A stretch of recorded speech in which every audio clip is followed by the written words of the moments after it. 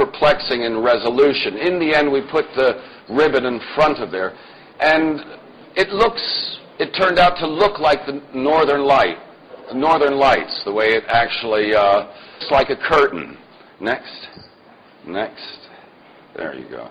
And here you see the lobbyway. Now, the color green, which you always see in this work, is actually caused by the presence of iron in industrial glass. And we're now starting to work with the new low iron glass. Next.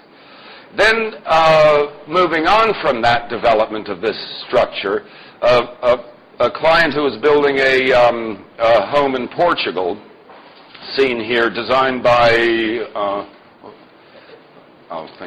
a very good Portuguese architect. And I've lost his name, Rodon. Sorry about that. And this, again, now is a development taking further. But if you see the light here, this area of the glass is actually taking an image from over here. And if you imagine the light passes through each piece of glass, 12 millimeter thick glass, and bounces through to the other side. There's a total internal reflection. So you get some fantastic things in this. Next, please. Next. Here, let me do this. Now, here's and also for those involved in spatial design, you look, this is the same object, different views, it means something different. And I was very happy because this is actually a passageway. It's actually blending into the architecture, becoming part of it, and yet still fulfilling its integrity and its function as a sculpture. But there's something magical about glass, because glass is the one material which we could say is synonymous to light. It holds a particular place in our psyche. We have fear of it, because we've all been cut by glass, so we have fear and we respect it. But we also are captivated by its brilliance and its scintillation.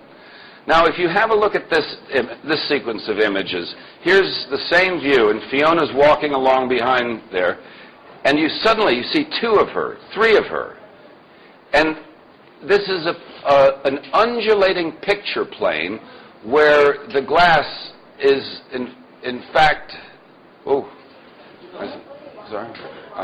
the glass is, in fact, duplicating all of the images. So it's a very exciting material.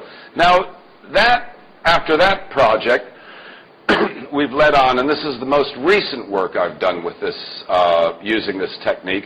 And in this case, I've put objects this is a sculpture at the Mint Museum in North Carolina, and I've deliberately put colored glass, which is a new area that we're working with as well, large shapes of colored glass behind the sculpture. And if you saw the video that we played at the beginning and we'll show at the end, you'll see the lenticular, the lens-like movement that is most confounding.